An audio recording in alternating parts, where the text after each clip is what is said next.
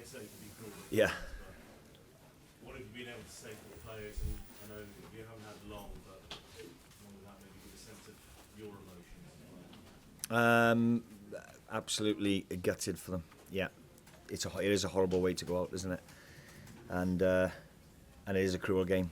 So really disappointed right now, but really proud of the players, and that was a message to them in the changing room after. For what the campaign overall, I couldn't be more proud on the journey that they're on. So it's a horrible way to go out, but hopefully we'll learn and become stronger from having gone through the horrible experiences of tonight. Balance of play. Yeah. You're the more threatening side. Yeah. What frustrations are there that you didn't win the game in 90 or in 120? Yeah. And also, just it looked like a couple of injuries were forced upon you, maybe some change as well. Can you explain what happened there and how that maybe influenced things as well? Yeah, Wardy's not had a save to make. We were the better team first half. We reiterated that at half time. We knew we had a problem with Connor with his thigh at half time, and we tried to get him to play as long as he could. He lasted 70 minutes.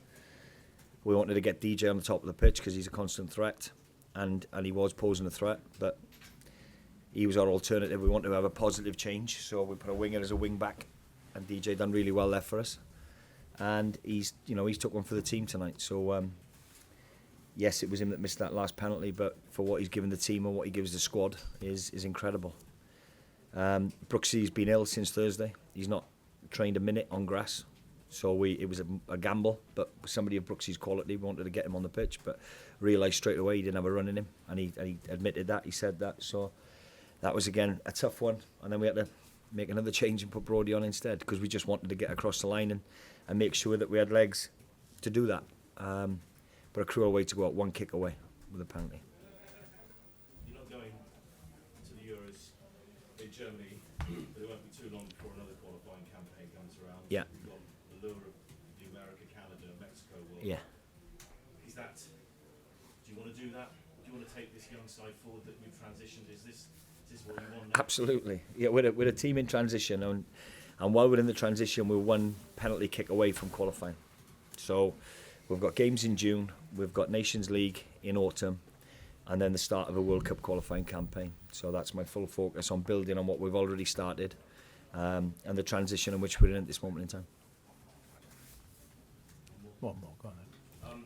Just on Rob, on yourself, if I may, you come in, we can see the emotion on your face as well. Over the whole campaign as well, what have you done? What's going to make you a better manager? What's going to make you make those little 1%ers which might take Wales on? Because we can see how it's working, we can see what these young players can do.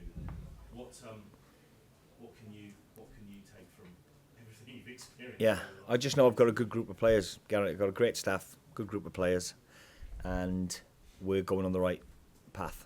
And there's younger players to be introduced into this group as well. So that's my next aim. We haven't got there this time, but now with the games in June, we can use it to start introducing a couple of the other younger players and build on what we've got here, because they've said it in the changing room, they said it on the pitch with Ben. We're a good group and we're going places, and it's nice to be around.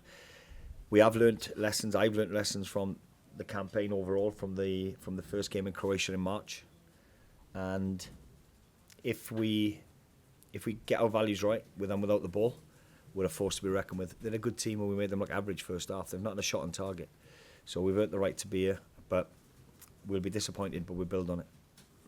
Lawrence.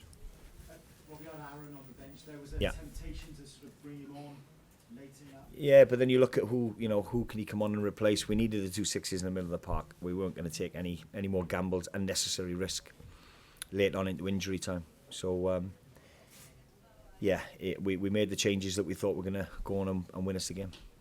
The reaction of the fans at the end. Yeah. Just talk me through that and what that meant to you. Incredible. Our supporters are incredible, and I think they can see the effort the boys have put in, and the pride in which, as a nation, we should have for those players. Because, to a man again tonight, I thought they put a shift in for 120 minutes and more, and to take them to penalties, I thought they were good quality penalties, and you know, I got nothing but respect for all 5 that stepped up to take them. Have you spoken to Dan? Yeah, straight away went on to him. We win and lose together, so we all take responsibility. I got nothing but respect for DJ. He's had to go on and play wing back. He's not a wing back. He's a left winger that plays right side of a 3 for Leeds, or right wing for Leeds. So he's played right wing back. We wanted to make a positive change. We didn't want to put a defender on. We wanted to try to go and win the game in the 90 minutes. And I got nothing but respect for him. Neil. Yeah. Rob, can you just expand on what it is that you think that there are such good times ahead? Is it the age profile? Is it the quality? Is it the experience? Or is it a combination of all those things? Combination of all. I think there's youth now coming into it. There's JJ will have learnt a lot from that experience tonight, so that'll hold him in good stead. So he'll be another Ethan Ampadu, you know, with cap accumulation, 50 odd caps by the time he's 23, no doubt. So having gone through those experiences tonight will make them bigger and better in the future. And, you know, so the age of the group is different to what we've had before, and they're a hungry group. So they are really disappointed. They're low, as you can imagine, inside, and that says a lot about how far we've come. Satish. First of all, commiserations. What do you see as the way forward for you now? It's obviously very difficult with what's happened, but how do you see Wales progressing from here? We'll build on what we've done in this campaign. 1 penalty kick away from qualification. Expectations goes up because of the success that we've had. Qualification for a Euros, then a World Cup. 1 penalty kick away from another Euros. We're in the transition period without some of the senior players that helped us achieve those Euros and World Cup qualification. So to be where we are right now is pleasing for me. We're, you know, 1 penalty kick away from a qualification. So we just continue to add youth and competition for places and build on how we're playing at the minute. And the supporters showed they bought into that again tonight. They see what we're trying to do. It's about as cruel a way as is Yeah. possible to not go to a major competition. Yeah. Do you think there is a better way to separate teams? I'm going to say not penalties. I'm going to say not penalties at this moment in time. I don't know. That's for the powers that be above to make those decisions. You know, it was penalties, and other teams have gone out prior to us in losing on penalties, and it's a bitter pill to swallow. But we pick ourselves up, and you know, we go again in the summer. Okay. Rob, your enthusiasm to carry on Yeah. is clear. There's been speculation about your future in the past. Have you had assurances that you will be able to take Wales into the World Cup campaign? Well, look, I've got a great relationship with Dave Adams, the technical director. We've had our issues in the past, haven't we? It's been well documented, and everything's fine. Everything's great. So I think they appreciate the board, the chief exec, the president. I think they see the journey we're on and what we're trying to do in 12 months, from retirement to senior players to introducing some younger players and being 1 kick away from a qualification. I think they see the work we're doing, and the supporters do. So once the dust is settled, nothing changes for you, really? Nope. Yeah, gentleman at the back. Rob, sports here. Firstly, commiserations with the defeat tonight. Just taking a look at the squad from the under-21s against Lithuania last Friday. Yeah. 2 standouts, Ruben Caldwell and Lewis Kumas. Will they figure in your plans in the future? Matty Jones has spoken regularly about developing a constant pathway from the under-21s into the full squad. Will those 2 be in your plans for the forthcoming World Cup campaign, Rob? Yeah, they're 2 of many that we've got in the under-21s that are doing really well, and at the right time, like we have with JJ and with Ruben.